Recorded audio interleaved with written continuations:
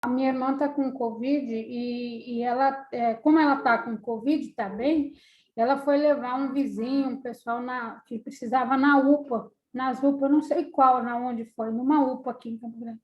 Diz que ela viu lá a moça, rapaz, e conversou com uma moça de 20 anos que está com falta de ar, não tem condições nem de ir para o hospital, porque não tem vaga, tem hospital que não tem vaga em enfermaria. E a menina com falta de ar e cheias. Quer dizer, e é um risco você ir numa UPA até com outra doença, porque está complicado. É, verdade. Então, vamos lá, gente. Senhor Jesus, mestre amigo, companheiro de todas as horas, agradecidos estamos, Senhor, pela oportunidade de mais um estudo e deste encontro fraterno, Senhor, que podemos conversar, ajustar alguns problemas dos nossos irmãos e que nossas mãos e que nossas orações possam chegar até eles como um alimento, um enxoval e como uma oração, Senhor, para que possa auxiliá-los. Nós lhe pedimos porque somos eternos pedintes, Senhor, que se conosco, auxilie o nosso irmão João, intua-o, Senhor, para que possa explicar-nos as lições de hoje. Se conosco hoje e sempre, que assim seja. Bom, então vamos lá.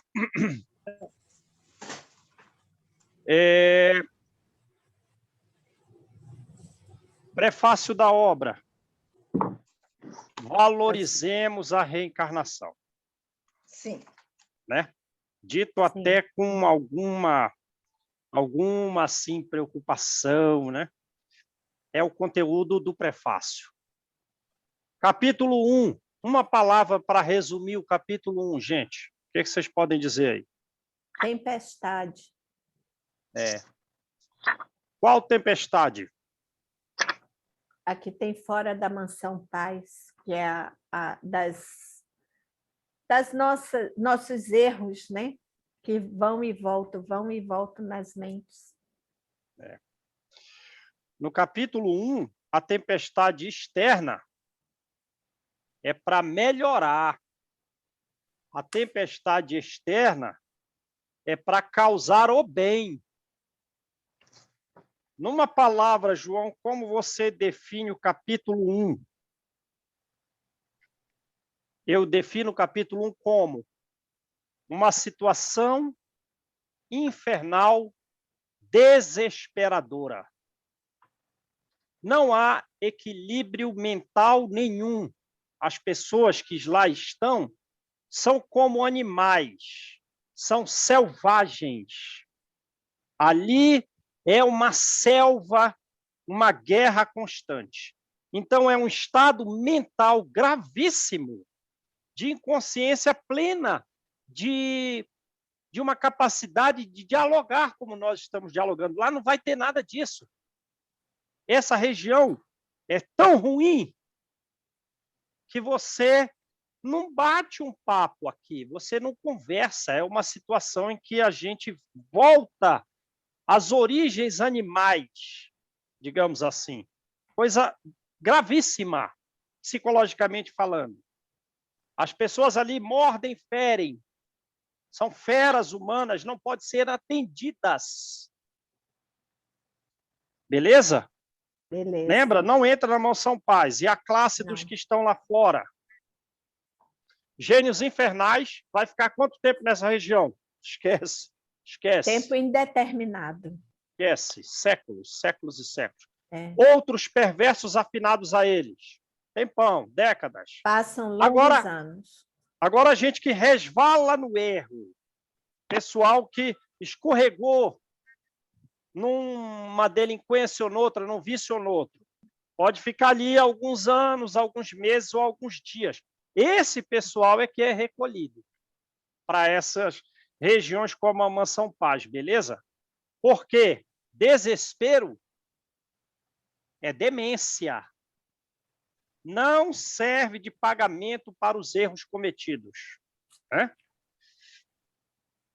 Gritaria não vai servir de pagamento. Então, a tempestade externa é para melhorar o interno, para que haja algum equilíbrio, para que seja recolhido na mansão, se desejar a sua melhora, para depois progredir. Beleza? Beleza. Então, vamos em frente. Viram aí um resumo, né? Deu para entender a importância da gente valorizar a reencarnação, porque a gente está assim, ó, entranhado com essa região infernal. Mentalmente, nós estamos entranhados com essa região que foi descrita no livro. Então, vamos lá, capítulo 2. O recinto. Todo mundo aí no capítulo 2? Sim. O recinto a que demandáramos era confortável e amplo. Lá fora, o temporal é o remédio. Mas aqui dentro, ambiente confortável, ambiente amplo. Mas a expressiva assembleia que o lotara era, em grande parte, desagradável. A assembleia, ela é desagradável, ela é triste, né? Então, não sei, pensa no ambiente aí. Vocês querem frequentar lá o presídio? Hã? Eu frequentei um ano o presídio feminino. Né? Ambiente agradável? Não, o semblante já não é agradável. Triste? Sim. Então, vamos lá. Ao clarão de vários lampadários, né, de vários lustres, candelabros, podíamos observar do largo estrado em que nos instaláramos com o orientador, os semblantes disformes, em que a maioria ali se congregava. Então, pensa bem, eles não têm corpo físico, certo? Não tem corpo físico, e como a gente sabe, o perispírito reflete imediatamente o estado interior da alma, o pensamento. Ora, se o pensamento não é elevado, o perispírito está disforme. O semblante é disforme. Não é um semblante agradável. Né? Deu para entender? Aí, quem for estudante aí da área, quem estudou aí medicina, pode falar de todas as deformidades faciais. Alguém que sofreu um acidente de carro, né? Uma doença gravíssima, deformou o semblante. Aqui e ali se acomodavam assistentes e enfermeiros cuja posição espiritual, a posição espiritual dos assistentes e dos enfermeiros era facilmente distinguível pela presença simpática com que encorajavam os sofredores. Então, deu para entender? Como que a gente entende ali quem são os assistentes e os enfermeiros? Ora, André Luiz acabou de chegar nessa sala. Ele não tem nem um minuto ali. Mas ele já analisou que os assistentes e os enfermeiros, eles são simpáticos. Pela simpatia, eles denotam uma posição espiritual melhor. Beleza? Legal? Agora, lembra o seguinte, a gente está vendo dois estágios distintos, né? Dois grupos, digamos assim, melhor, porque cada grupo tem sua diferença. Dentro de cada grupo já há diferença, mas nós estamos vendo aqui dois estágios distintos da alma humana. Primeiro, os que conseguiram ser abrigados na mansão porque desejam sua própria melhoria. Mas eles têm o semblante disforme, eles são desagradáveis. Alguns de nós não íamos conseguir olhar para eles. E outros são os enfermeiros, né? E os assistentes, mas que já estiveram na posição desses aqui. Eles agora estão melhor. Então, naturalmente, sofreram tratamentos magnéticos, tratamentos psicológicos, para melhorar até a deformidade, para adquirir uma simpatia. Por que você está falando isso, João? Ora, não é a história do próprio Druso? O Druso O Druso, ele chegou ali carregado, sem muita consciência, teve que estudar a sua situação, para depois ser padioleiro, enfermeiro, professor, passista, agora ele é diretor. E isso é um prazo de 50 anos. Então, a gente está falando da história de todo mundo, porque daqui a pouco esses doentes podem ser assistentes ou enfermeiros. E esses assistentes e enfermeiros já foram doentes. E alguém vai ser o diretor da instituição, porque o Druso também precisa reencarnar. Percebe? Então, é uma história só. Então, vamos lá. Calculei em 2 centenas, aproximadamente, o número de enfermos à nossa frente. Gente, quando tiver barulho, aí vocês tirem o áudio aí, beleza? Então, vamos lá. Então, tem 2 centenas, mais ou menos, de pessoas doentes ali. 200 pessoas recebendo atendimento. Né? Lembra? Ele vai dialogar, né? 2 vezes por semana, ele dialoga com essas 200 pessoas que são doentes. Bom, vamos lá. Mais de 2/3. Ora, então, 2/3 de 200 vai dar mais ou menos 133 pessoas.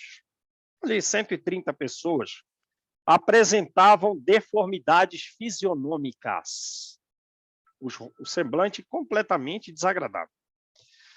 Quem terá visitado um sanatório de moléstias da pele, analisando em conjunto os doentes mais graves, né? Então, vai num sanatório de doença de pele e você observa quais doentes? Os mais graves. Os mais graves. Poderá imaginar, poderá inferir, fazer alguma inferência o que fosse aquele agregado de almas silenciosas, dificilmente reconhecíveis. Dificilmente reconhecíveis. Então tá. Bota mais proximidade aí para a gente captar o texto. Bora lá. Pensa num parente querido nosso que resvalou no erro, nos equívocos. Aí você é um assistente ou enfermeiro da Mansão Paz, beleza. Como está esse seu parente querido? Silencioso, triste. Olha, se não fosse o seu amor tão grande, você não ia reconhecer quem é essa pessoa. Né? Se é só um amigo assim próximo, quem é esse aí? Esse é o seu amigo ciclano, lá da terra, frequentou a casa espírita com você. O quê? Esse aí? Não, não é não. Você está confuso. A pessoa está tão deformada, esses 2/3, que eles são irreconhecíveis. Beleza? Então, vamos lá. Notando a quase completa quietude do ambiente, estão todo mundo entristecido, e essa é a razão da quietude.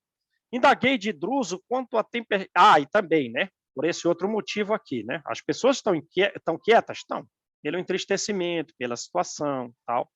Mas também pelo seguinte, indaguei de Druso quanto à tempestade que se contorcia lá fora, informando-me o generoso amigo que nos achávamos em salão interior da cidadela, exteriormente revestido de abafadores de som. Então, não dá para ouvir nada da tempestade, né? Totalmente abafado o som de um furacão. Tá, beleza.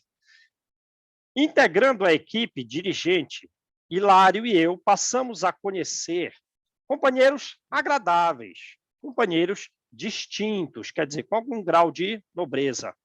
Quem eram eles? Os assistentes Silas e Honório, e também a irmã Celestina, 3 dos mais destacados assessores na condução daquela morada socorrista. Né? Então, digamos assim, são dos enfermeiros, a equipe ali, um tanto dirigente, dos mais destacados, né? Quem? O Silas, o Honório e a Celestina. Como que você consegue distingui-los como, dentre o grupo de enfermeiros, os melhores? É porque eles são mais agradáveis. É porque eles são mais simpáticos. Beleza? Mas lembra que eles já chegaram como estão esses 200 aí. Porque o próprio Druso foi assim. Não nos foi possível qualquer entendimento além das saudações comuns, porque o orientador, após indicar um dos enfermos para proferir a oração de início, que ouvimos emocionadamente, tomou a palavra e falou com naturalidade, qual se estivesse conversando numa roda de amigos, né? Então, um dos enfermos foi quem fez a oração. E a forma como fez emocionou o André Luiz. Aí depois o Druso vai conversar normalmente, né? Irmãos, continuemos hoje em nosso comentário acerca do bom ânimo. Ora, não é o principal característica dele? Eles estão num silêncio, entristecidos, né? Então, antes de tudo, vamos falar sobre o bom ânimo. Aí, primeiramente, ele já se credencia, né? Olha, não me creiam separados de vocês por virtudes que não possuo. Porque alguém pode pensar, mas você vai falar de bom ânimo porque você está super bem, porque você é o diretor da instituição. Não. Aí ele já é extremamente humilde, né? Olha, não me creiam separado de vocês, né? As virtudes que vocês presumem que eu tenho, eu não tenho. Eu não tenho essas virtudes que vocês acham que eu tenho, né? Então vamos lá. A palavra fácil e a palavra bem posta é, muitas vezes, dever espinhoso em nossa boca, constrangendo-nos a reflexão e a disciplina. Ora, ele está falando, então, aqui, ó. Eu falo fácil? Falo. Eu falo bem? Eu falo. Mas isso é mais para mim, como diz, né? Como se diz aqui. Os meus ouvidos estão mais perto da minha boca do que o ouvido de vocês, né? Diz comumente as pessoas. É o que o apóstolo Paulo falava, né? Eu falo mais porque o ensino tem que ser mais gravado em mim. Ele diz a Silas, né? Você sabe, você não desconhece os espinhos, as minhas lutas internas contra a minha inferioridade, quase que diária. Ele está falando a mesma coisa aqui, né? Eu tenho que falar, e isso, para mim, é um dever, não é um prazer. É um dever, e ainda é espinhoso, me obrigando a refletir, a ver se eu adquiro disciplina, porque eu também estou falando, mas eu não estou tão disciplinado quanto eu deveria estar. É isso que ele está dizendo. Também sou companheiro à espera da volta. Da volta para onde, gente?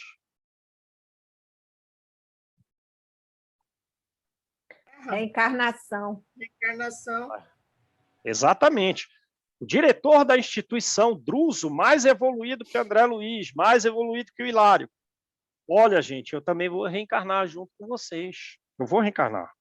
Quem vai substituí-lo? É algum desses aí, que hoje está ouvindo a palestra. É claro, né? Primeiro vai ser um enfermeiro, mas uma hora, alguém desses que está chegando vai ser o diretor.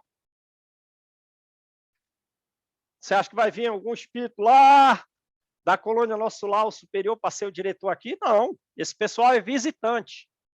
Eles vêm para dar uma instrução e vão. Mas o trabalho é de quem está ali. A prisão redentora da carne acena-nos ao regresso, né? Vamos regressar. É que o propósito da vida trabalha em nós e trabalha conosco, através de todos os meios, para guiar-nos à perfeição. Então, ó, a reencarnação Como a gente viu no capítulo 1, ele próprio falou, né? O que é a Terra? A Terra é um campo de trabalho. E também uma espécie de filtro, como é o inferno, um infiltro. Só que no inferno, o trabalho está reduzido a colônias espirituais. O resto é o pandemônio. E na Terra? Não, a Terra já é melhor. Ela é um campo de trabalho em todo lugar, em que a alma humana, num prazo milenar, vai se filtrando, purificando. Né? É que o propósito da vida é nos guiar para a perfeição de todos os meios. E a reencarnação é um desses meios. Né? O meio anterior do inferno, tempestade. O meio anterior ao da Terra, já que lá está um local que está pior do que a Terra, apesar de vinculado à Terra. Lá, como é que se melhora? Se não se está nas colônias espirituais, né? Se melhora com tempestades. É um meio de guiar a perfeição. E a reencarnação é outro meio, melhorzinho um pouco. Cerceando-nos os impulsos, agimos em sentido, cerceando-lhe os impulsos, cerceando-lhes os impulsos da vida. Agimos em sentido contrário à lei, criando aflição e sofrimento em nós mesmos. Ora, então foi, de certa forma, voluntária essa aflição e esse sofrimento pelo qual hoje passamos. São frutos, consequência da nossa ação contrária à lei e aos propósitos da vida. No plano físico, muitos de nós supunhamos que a morte seria o ponto final de nossos problemas, né? Ponto final aos nossos problemas. Muitos dos que estão aqui, quando estavam reencarnados, né, acharam que morreu, acabou os problemas. Enquanto outros, muitos se acreditavam privilegiados da infinita bondade por haverem abraçado atitudes de superfície nos templos religiosos. Olha aí. Então, gente, nós aqui somos de dois grupos. Quais? Uma metade aqui achou que morreu, acabou os problemas. E a outra metade? A outra metade não, eu tenho frequentado uma instituição religiosa, né, evangélica, católica, eu tenho até frequentado um centro espírita. Então, eu estou livre de problema, né? Eu estou livre. Ah, não, você não está. Por que não? Pensei que eu estaria. Meu amigo, a sua atitude foi de superfície. Você só entrou na casa espírita, mas aquela doutrina ensinada na casa espírita não está dentro de você. Não revolveu o terreno que você é para te levar a uma conduta melhor. Você até auxiliou uma coisa ou outra, deu algum dinheiro aqui, ali, fez aquilo, aquilo outro, mas tudo isso que você fez foi a mais pura superfície. A viagem do sepulcro, no entanto, ensinou-nos uma lição grande. Mas passado aí o prazo de desencarnação, às vezes longo, vinculado ao próprio corpo físico, sentindo as dificuldades, né? E sentindo até o perecimento do próprio corpo, resultou de tudo isso uma lição. É uma lição grande, uma lição nova. Qual é? Qual é essa lição? A de que nos achamos de forma indissolúvel ligados às nossas próprias obras. Nós estamos todos ligados, não só aos atos que nós praticamos de equívoco, já que é o estudo da lei de causa e efeito, ação e reação. E eles foram nesse local para estudar essa lei, né? Porque ela está mais adequada ao nosso entendimento do que se ele fosse para uma colônia espiritual superior, onde todo mundo faz o bem de forma profunda, não superficial, para a gente ver como que é o progresso dos anjos. Não dá para falar disso para a gente, não ia casar. Então, o que ele vai falar? Vai falar dessa região. A gente vai entender melhor a lei de causa e efeito nessa faixa evolutiva daqui. Então, nós achamos vinculados não só aos nossos atos, às nossas obras, como aquelas pessoas com as quais nós praticamos, né, determinados desvios da lei de Deus. Beleza? Então, a gente se reúne aqui, se reúne na nossa família, mas esse pessoal, para nós, é um pessoal antigo. Esse pessoal está com a gente, ó, faz tempo aí. O que é principal? Nós erramos com eles. Nós erramos. Então, vamos devagar e acertar a coisa, né? Porque essa relação é um processo enfermiço. E a enfermidade demanda um tempo para recuperar o corpo, sim ou não? Então, na sociologia, a relação que eu tenho com esses meus parentes, com aquelas e outras pessoas, é uma relação um tanto doentia, que para resolver mesmo demanda prazo. Não tem como apressar. Então, vamos lá. Nossos atos tecem asas de libertação e o perispírito fica leve. Então, você não sofre ação gravitacional terrena. Libertou-se. Ou os nossos atos tecem algemas de cativeiro para nossa vitória, no caso das asas de libertação, ou para nossa perda, né? Ora, e esse cativeiro vai ser o cativeiro em relação ao quê? Vai ser o cativeiro em relação aos outros, que são de densidade perispiritual semelhantes à minha, né?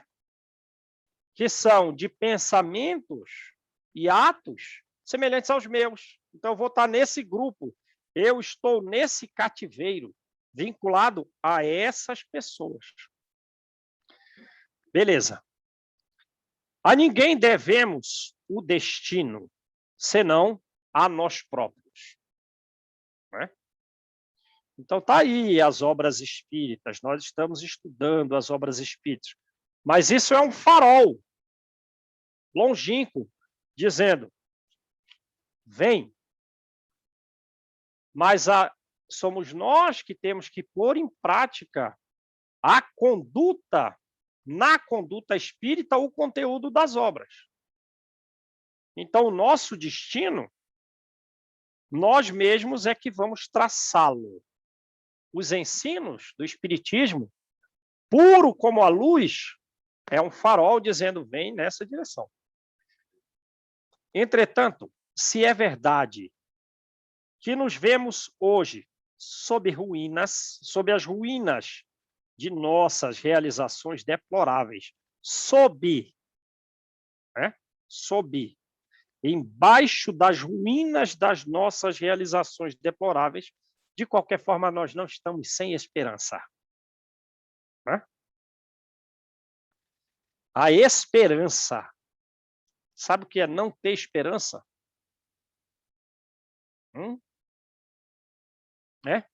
Fé, esperança e caridade. Se faltar esperança, pelo amor de Deus.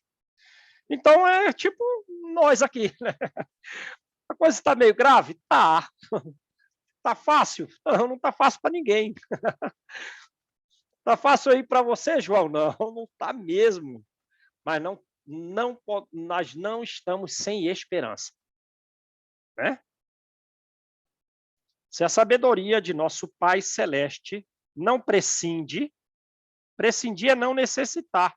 Então, não prescindir é justamente necessitar. Então, vamos ler assim. Se a sabedoria de nosso Pai Celeste necessita da justiça para evidenciar-se, para se mostrar, né? Olha, não é você que manda no mundo, não. Né? A sabedoria de Deus vai aparecer. Como? Na justiça. Vai aparecer na justiça. Agora, essa justiça não se revela sem amor, né? É o que tem no prefácio. A porta nunca está fechada, né? A porta nunca está fechada para que nós evoluamos. E a justiça divina sempre permite o progresso através da reparação, né?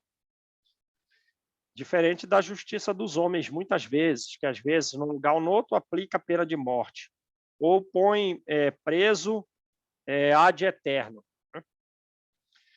Se somos vítimas de nós mesmos, mas mesmo assim a justiça do homem já tem melhorado, né? Tem a conduta, reduz pena, não sei o quê, papapá, mas a justiça de Deus é incomparável e ela é amorosa. Se somos vítimas de nós mesmos, somos igualmente beneficiários da tolerância divina. A tolerância divina nos beneficia. Eu sou vítima de mim mesmo, não de Deus. De Deus, eu recebo benefícios pela tolerância que ele tem. Mas o meu sofrimento é fruto meu. Que nos descerra os santuários da vida para que saibamos expiar, solver, resolver, restaurar e ressarcir, né? Beleza?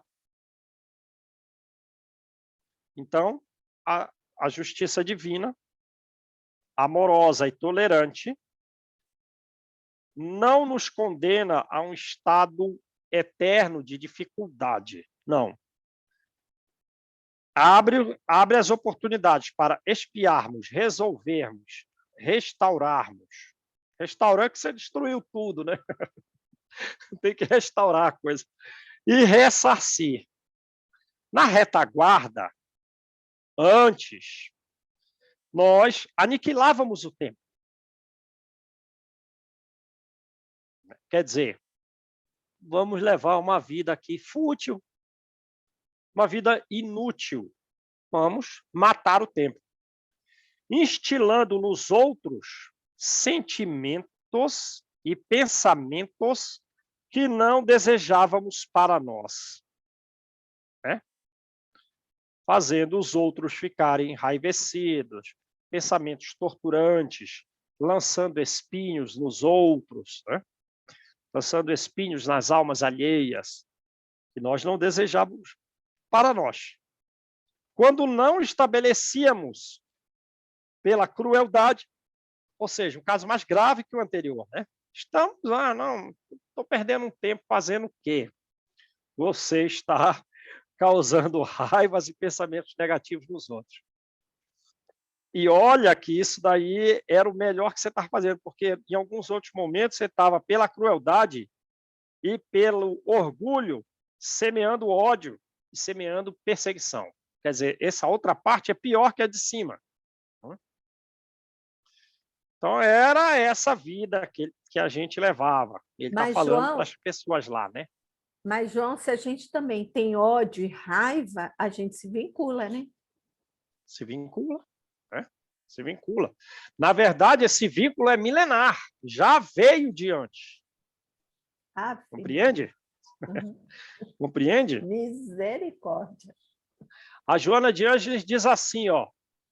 Nós voluntariamente guardamos os espinhos que nos foram atirados como se fossem lâminas enterradas em nossa carne.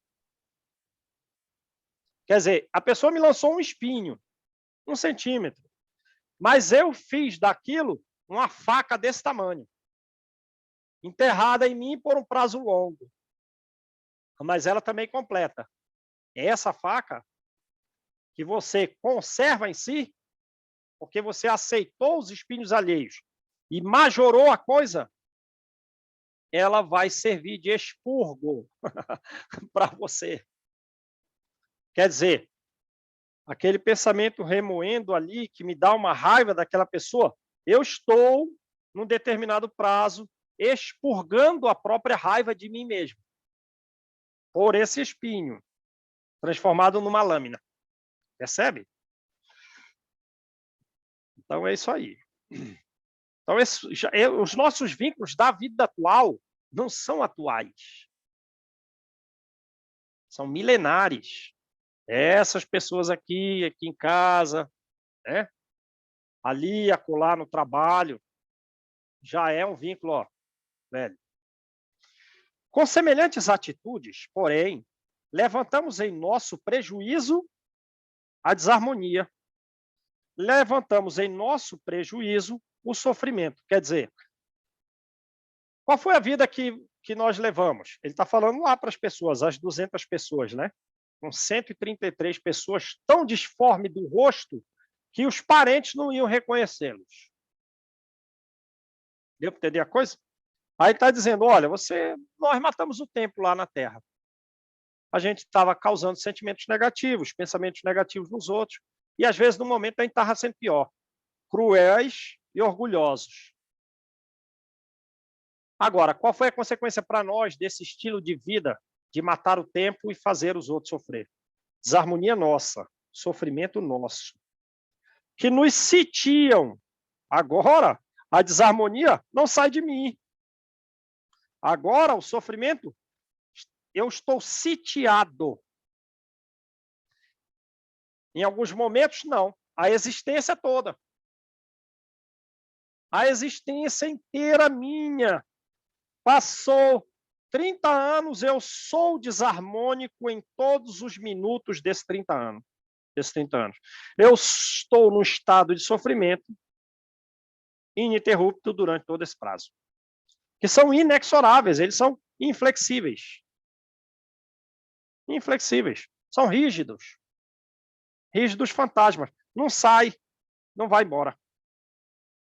Quem fez isso comigo mesmo? Eu mesmo. O pretérito fala em nós como grito credor exigente. Olha isso. Olha isso. O pretérito está gritando aos nossos ouvidos: paga, paga, paga. Exigente, amontoando sobre as nossas cabeças os frutos amargos da plantação que fizemos. Onde estão os frutos? Na minha cabeça.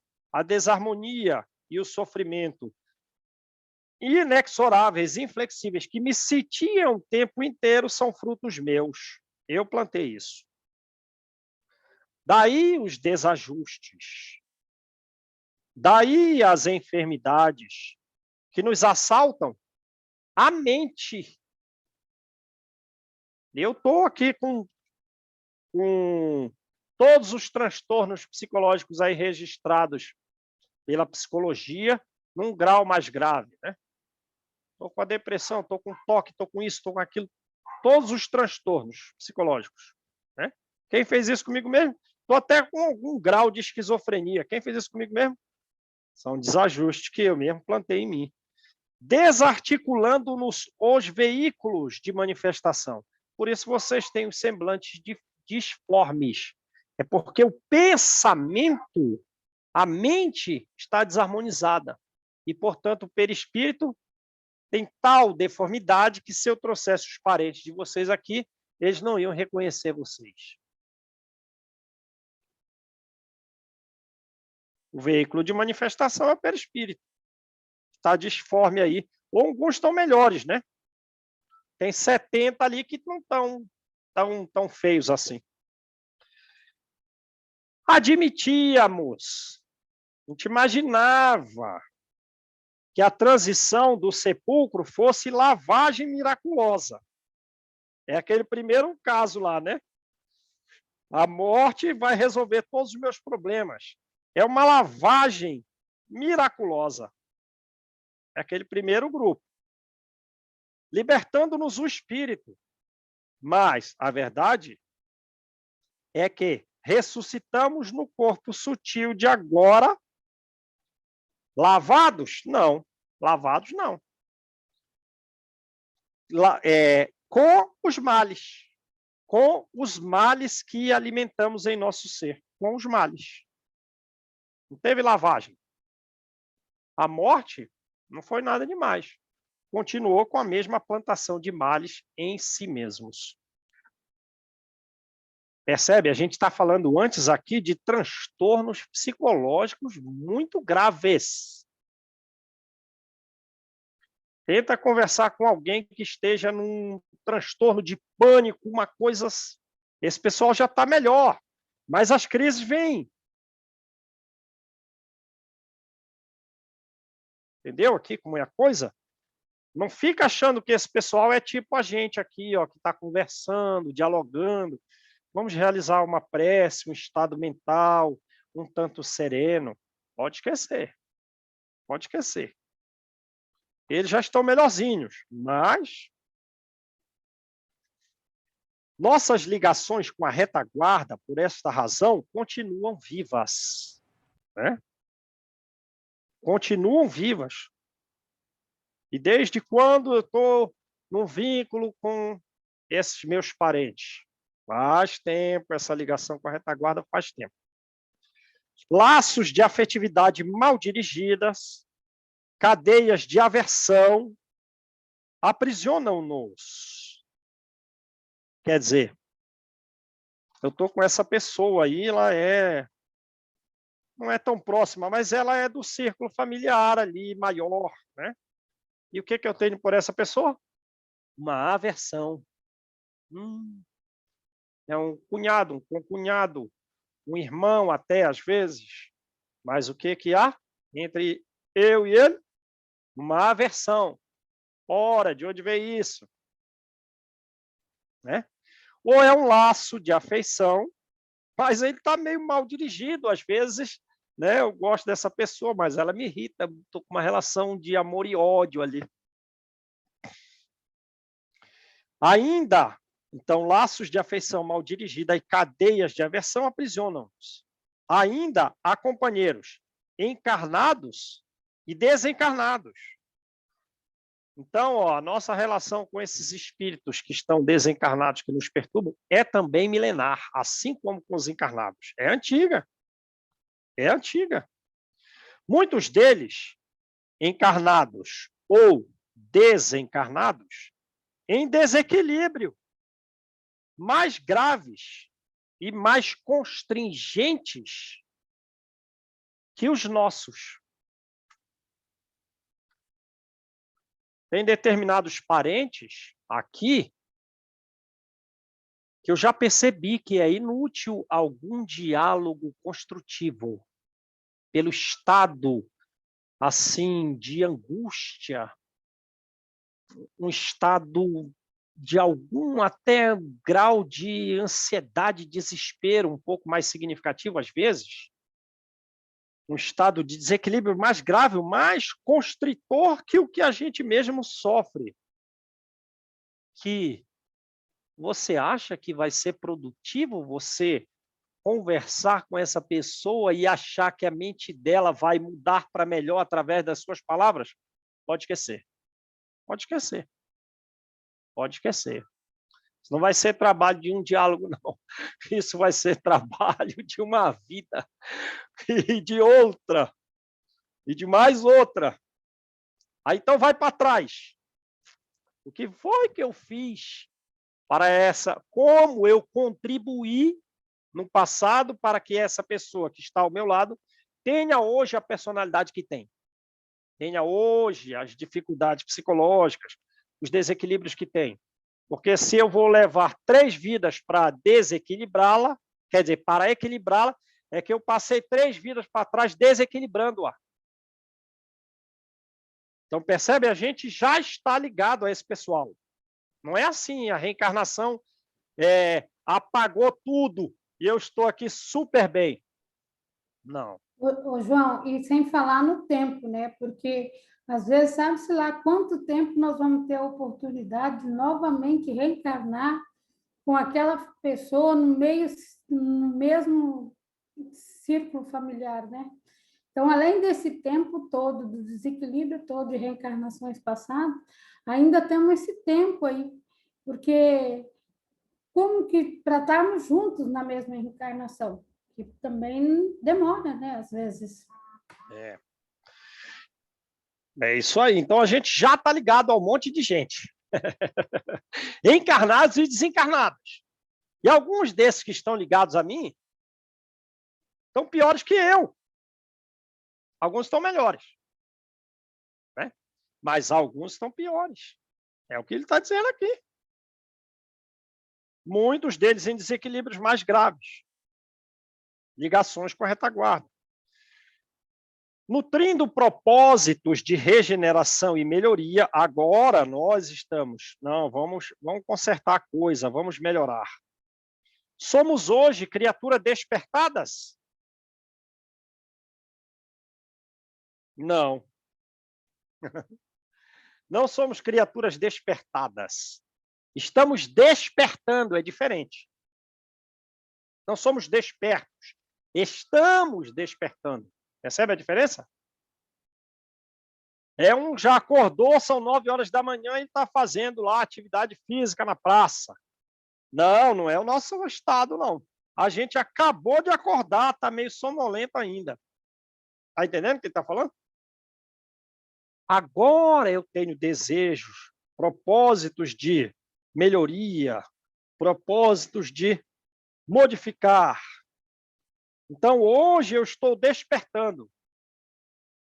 Mas eu estou despertando, então, de um estado pior para o outro melhor. De um estado de sono completo para aquele das 9 horas. Ora, e no livro, o que é que ele diz? Nós estamos despertando do inferno para a terra. Entenderam bem a coisa? Então, esse pessoal que está ali, o máximo de sonho deles, de, digamos assim, de céu almejado, é reencarnar. Eles querem estar onde nós estamos. O máximo para eles é estar aqui onde a gente está. Eles querem sair do inferno para a terra. Percebe bem? E esse desejo tem a ver com a melhoria interna. Esse desejo de mudança do ambiente exterior, do inferno para a terra, tem a ver com a melhoria de dentro. Mas o inferno e a terra se afinam tão entranhadamente um com o outro, como nós e nossos feitos.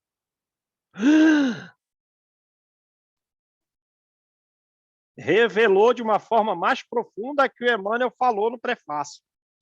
No prefácio ele disse, olha, eu vou revelar uma nesga de uma região inferior que se vincula à Terra, para que os que estão na Terra valorizem a reencarnação, para que evitem a punição de retornar ou ir para esse local lá, porque a justiça divina é a justiça divina. Ela vai fazer isso pelo nosso próprio bem. Agora ele diz o seguinte aqui, essa região aí que eles estão revelando, que tem um furacão e tem seres bestiais que vão ficar séculos e séculos lá, essa região lá, ela está muito, muito, muito, muito entranhada com a Terra. Assim como nós estamos muito, muito, muito, muito entranhados com aquilo que nós já fizemos. E nenhum de nós fez coisa boa. Se a gente for para trás, e quanto mais para trás, mais coisa errada. Mais coisa errada.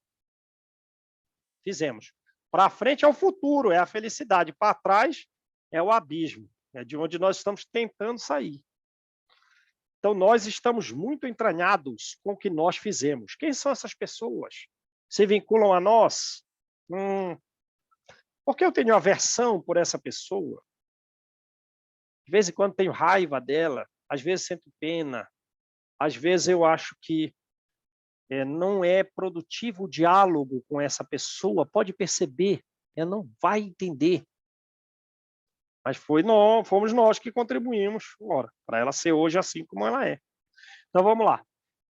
Achamo-nos imbuídos, nós estamos impregnados do sonho de renovação e paz. Ah, a paz, a paz. Renovar, renovar. Eu estou impregnado de um sonho de melhoria, aspirando um desejo a entrar na vida superior, né? A ir para uma colônia Nosso Lar ou outras colônias ainda mais evoluídas. Entretanto, quem poderia adquirir respeitabilidade sem quitar-se com a lei? Né? Como é que eu vou estar bem, renovado, em paz e num estado mental superior, a ponto dos outros adquirirem com respeito por mim, se eu não quitei o meu passado com o qual eu estou completamente entranhado?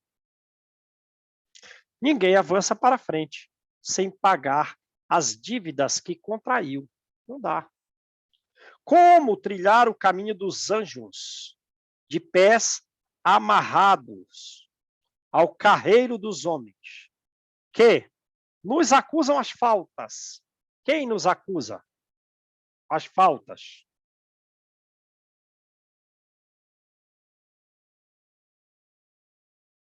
Quem nos acusa as faltas?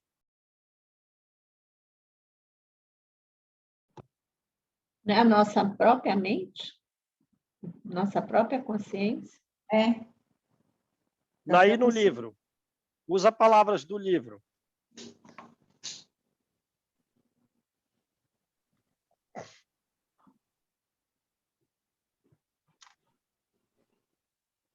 Quem nos acusa as faltas? A memória? Não. A lei? Não.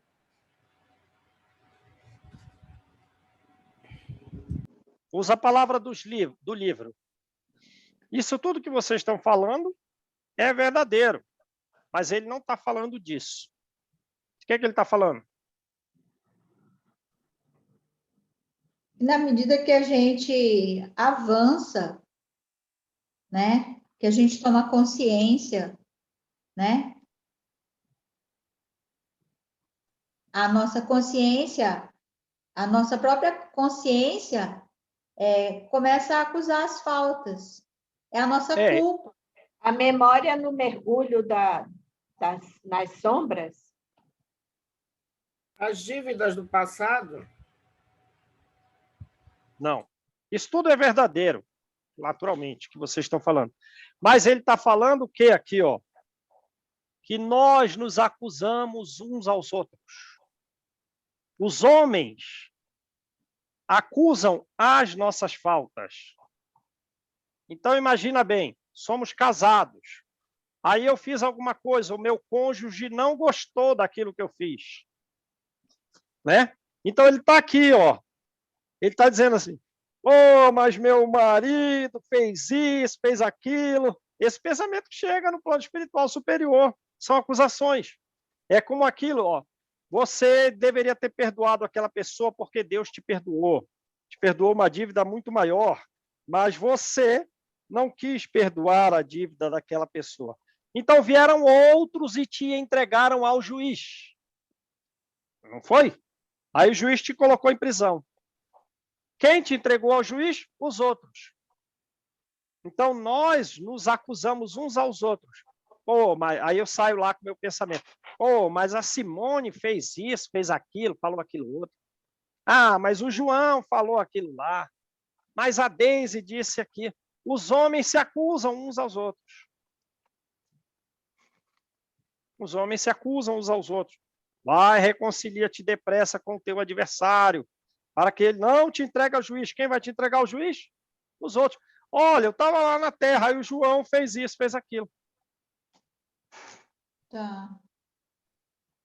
Compelindo-nos assim a memória ao mergulho nas sombras. Então, aí a gente vai ter que voltar com esse pessoal, né? para lavar essas sombras todas aí de pensamentos e acusações, de sentimentos de raiva, de ódio, e trabalhar. Druso fez ligeira pausa e, depois de significativo gesto, como que, indicando a torturada paisagem exterior, prosseguiu em tom comovente. Então, eles não estão ouvindo, mas eles estão vendo, né? Eles estão vendo a paisagem externa. Ele indicou a paisagem externa torturada pelo furacão. Mas eles não estão ouvindo os barulhos. Em derredor, ou ele ou não tem uma janela lá, não está mostrando, talvez seja mais razoável inferir, o livro não é claro, mas seja inferir, de não mostrar a situação lá fora, mas eles conhecem lá fora porque foram de lá que eles vieram, né? Em derredor do nosso pouso de trabalho e esperança, alongam-se flagelos infernais. Alongam-se, quer dizer, de tempos em tempos vem uma intempérie, né? A natureza entra numa espécie de convulsão para retirar as convulsões internas das almas, porque ali do lado de fora só tem selvagem. As pessoas ali mordem, ferem, matam rápido. Em derredor, aqui dentro é trabalho, aqui dentro é esperança, lá fora é flagelo infernal. E é adequado que lá fora seja o flagelo infernal, porque não há como ter trabalho lá fora. Lá fora não há esperança. Quantas almas? Vai fazer uma pergunta, né? É um pronome interrogativo. Quantas almas petrificadas na rebelião? Não é que elas são rebeldes. Isso comporta grau. Mas ele está falando em que elas estão petrificadas na rebelião. Ou seja, é o grau máximo de rebeldia. E ele deve estar falando com muita doçura, com uma compaixão imensa. Quantas almas? Algo rebeldes? Não. Petrificadas na rebelião. Quantas almas petrificadas na indisciplina? Aí se desmandam num rebaixamento de si mesmas. Quer dizer, tudo aquilo de mais podre e horrível que um ser humano pode praticar é o que eles praticam fora. É o que está praticando naquela região infernal ali. O céu representa uma conquista, sem ser imposto, sem ser uma imposição. Olha que beleza essa frase. Todos desejamos o céu, mas ninguém quer impô-lo a nós. Vai. Não, tem que ter liberdade de desejo. A lei divina, alicerçada na justiça indefectível, na justiça infalível, funciona igual para todos. Por esse motivo, a nossa consciência reflete a treva ou a luz de nossas criações individuais. Beleza, gente? Vamos parar aí? Que sabedoria o Druso, né? Ô, João, depois a gente chega aqui e ainda fica assim, ó, nossa, mas por que está acontecendo isso comigo? O que eu fiz para merecer tamanho absurdo? Né? Nós ainda estamos aqui. Aí os espíritos superiores assim, eu não vou nem te falar o que você fez, porque senão você vai cair num desequilíbrio tão grande. Deixa quieto. Deixa esquecido, porque senão você não vai ficar livre para trabalhar, para tentar se recuperar, para progredir. Quantas injustiças acontecem com a gente, né? Mas o André Luiz é demais, né, gente? Muito. Bastante. São livros magníficos, né? Então, vamos lá. Eu vou parar a gravação. Ah, tá.